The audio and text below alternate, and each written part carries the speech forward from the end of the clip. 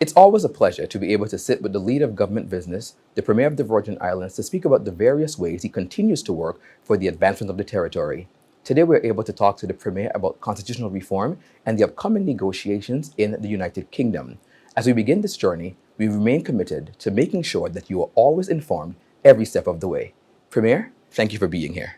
I think it's important to note that we're actually having this casual conversation Yes. on a Saturday. And I Yes. feel like ever since we started from the COI to constitutional reform to getting ready for negotiations, Saturdays have become a regular norm for you working Yes. for this territory. Yes. Yet I want to start today with a question that I've heard people say in public. Why is it taking so long? The CRC concludes its work in 2023, it's 2026, and we're still here. Can you help us understand why the process takes this amount of time? Well, we're being very thorough. Some persons, even though we're taking long, some persons are thinking that we're somehow rushing this process. But we are taking every step very seriously. We're being very meticulous. Constitutional change is nothing that you should rush. This last constitution that we've had it now for close to 20 years. The one we had before that, we had it for about 30 years. So we should recognize that, if you're going to have a document that long, you should make sure it's fit for purpose. So we've been taking every single step necessary. We've been transparent with the public the whole time. It's been a public process. So if I can just outline what we've been able to do, Kareem. Of course, we started this pre-COI. We appointed a constitutional review commission led by Lisa Penn-Lettsome. Of course, the COI somewhat interrupted that. The commission of inquiry happened. There were additional terms of reference, and we added a number of new persons to the Constitutional Reform Review Commission. They completed their work in 2003, handed it over to me. Of course, somewhere in between there, we had an election. And then I was able to take that report, lay it on the table, debate it. We then formed a committee, a select committee in the House of Assembly that was able to examine on the report in detail. And then we had to agree our official negotiating position. We've done that. We've been able to send the document to the UK. This thing is something that's been debated. We've gone and we've done meetings in the various communities, and we're at the point now where we actually have set dates for negotiations, so that this is very exciting.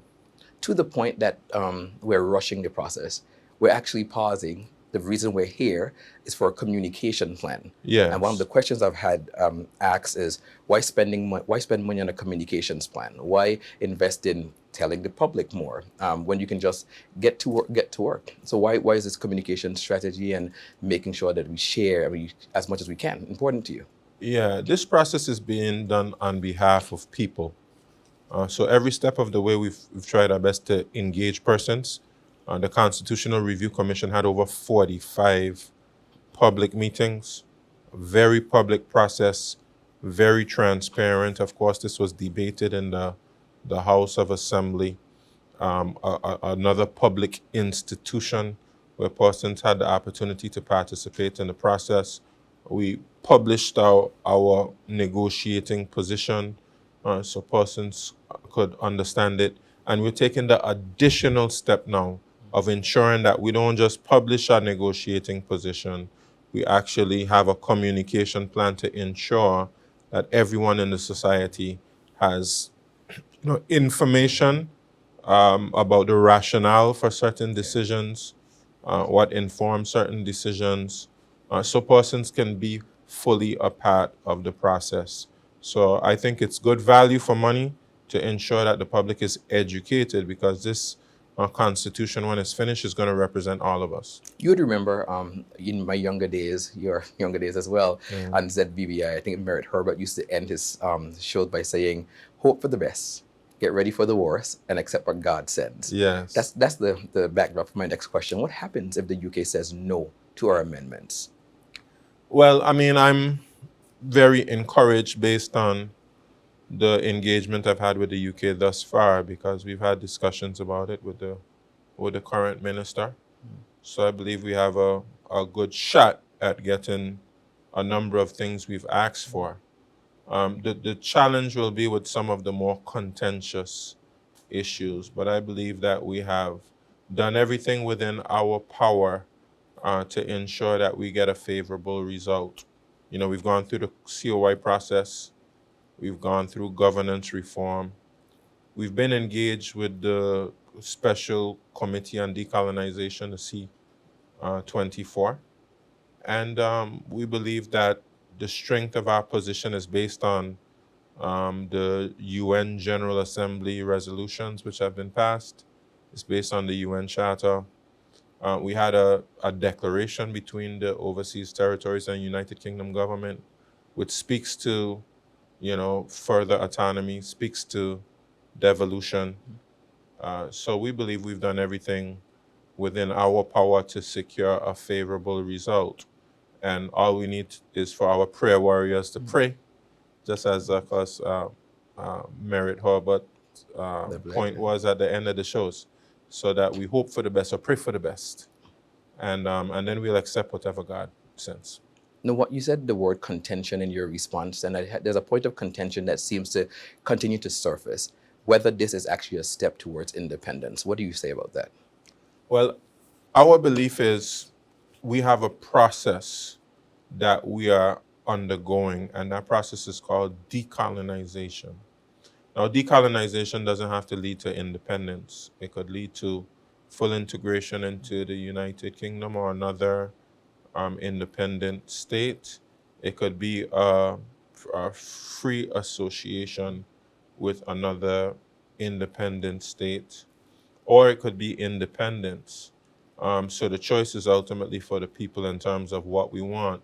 But what the UN has said is that the status quo cannot remain, where you have one country who, in essence, controls another one, has these reserve powers. So it's not an equal partnership.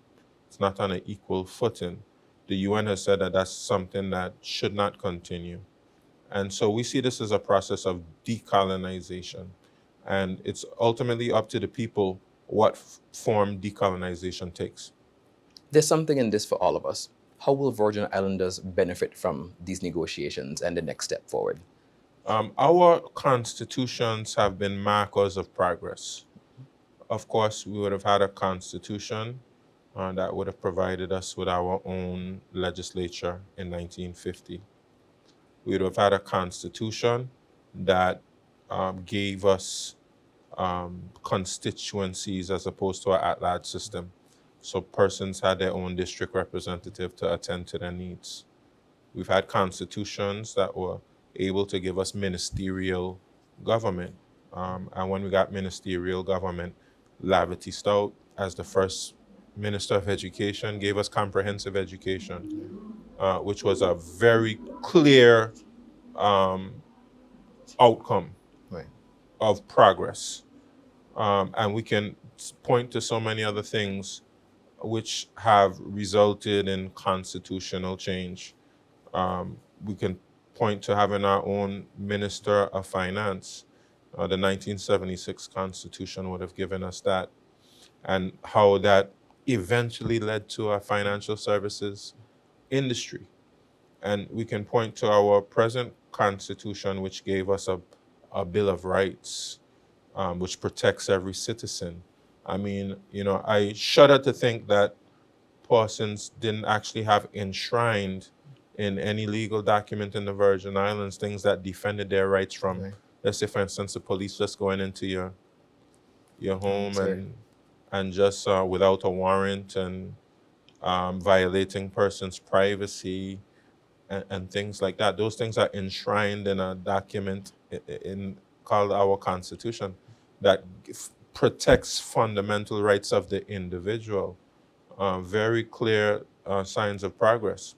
So if we follow that trend of thought, what we are seeking in this constitutional negotiation will have a number of key benefits for persons.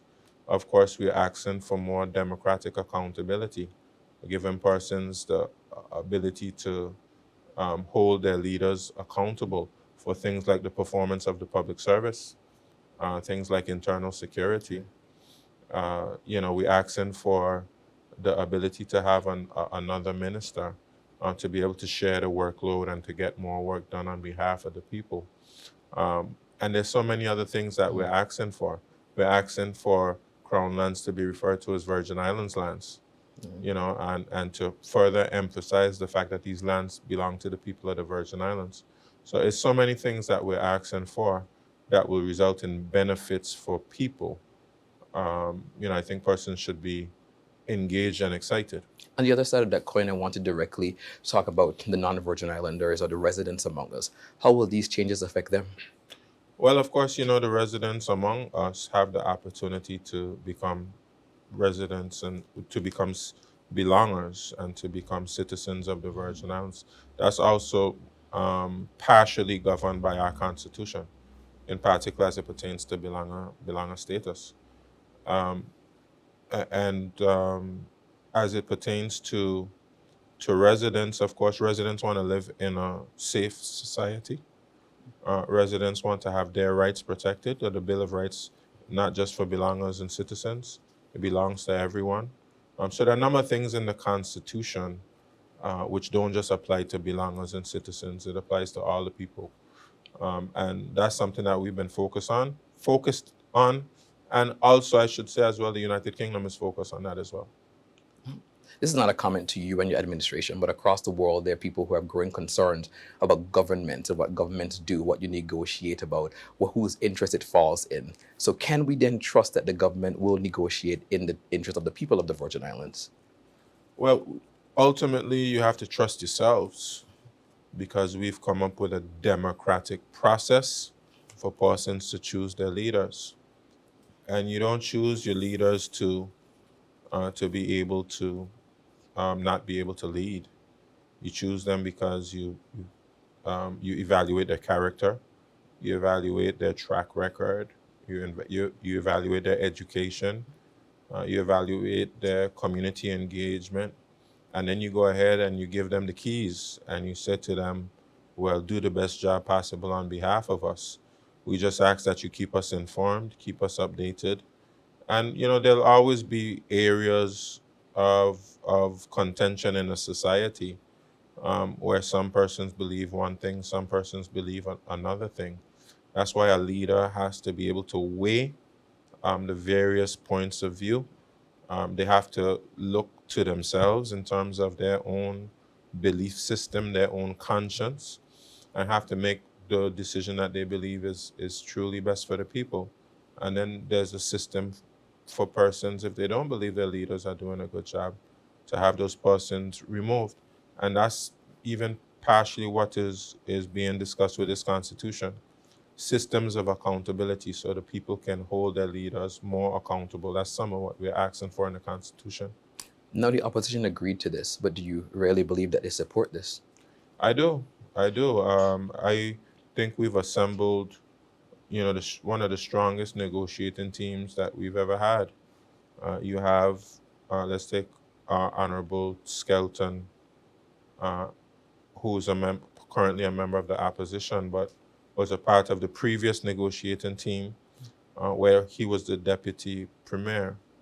I can't imagine being more aligned with an individual than I'm aligned with Honorable Skelton, because exactly what he was fighting for in 2007 is what we are seeking to fight for in 2026. So bipartisan politics has no place in our constitutional negotiations.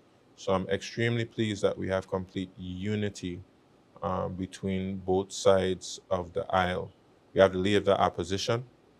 He and I are also extremely aligned.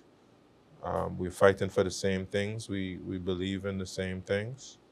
And we have Honorable Fraser, who was also there in 2000 and for that 2007 Constitution. And he and I are also extremely aligned.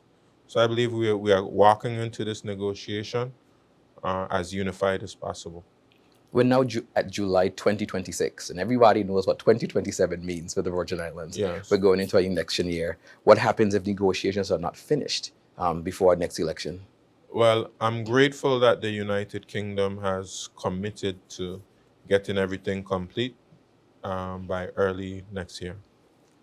They've given their commitment. But of course, if there are areas which are unresolved and we can't resolve, we don't have to move forward with those areas. We can just move forward with the areas where we've found some agreement in terms of moving forward. And we'll have to, if there's some areas that we can't get to, we'll have to leave those areas to the next negotiation in the future. My final question is not one that I want you to answer to me, but more so to the camera that's directed at you. Why should I care about the Constitution? How does it affect my daily life? Yeah, and I think in some of your previous questions, I somewhat touched on it, but I want to speak directly to the people of the Virgin Islands at this particular moment and say we can't afford to take our progress and our journey to self-determination for granted. Of course, there are only about 17 remaining non-self-governing territories.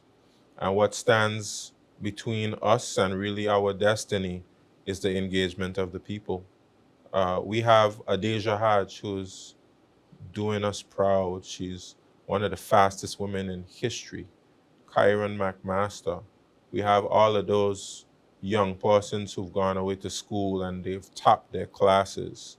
We have persons who are doing phenomenal things in business, in academics, in research, persons who make us proud. We can have confidence and have assurance that if we have the ability to, we can take the Virgin Islands a lot farther than we've ever been. And that's something that has benefited my generation. The sacrifices of those who came before me benefited me. It allowed me to be in the position where I am today. I just imagine if Theodore Faulkner, Glennie Fonseca, Carlton de Castro didn't fight for us to have a legislature, where would the Virgin Islands be today? If Willard Wheatley didn't fight for having our own Minister of Finance, where would we be? If Honorable Lavity Stout did not fight for us to have comprehensive education, where would the Virgin Islands be right now? And I believe that we have a responsibility to the next generation to fight for further advancement and further progress. That has been the Virgin Islands story. And we cannot become complacent, because it would be a very selfish act on behalf of future generations. Premier, I get the chance to speak to you often. I'm a part of your staff, but I just want to take this time to commend you and the team. And I want to wish you the best as you go forward. As a Virgin Islander, I think I understand how significant it is, and also how brave it is to charter this new course for the Virgin Islands. We thank you so much for you and your team and all the work that you continue to do. Thank you, Karim. It's been a joy and a pleasure and a huge honor to represent the Virgin Islands in this capacity. There's no Constitution without you. Thank you for joining us for this conversation. And as for the many conversations we'll have in the future, we ask you to continue to be informed, be guided, and be a part of your future. Thank you.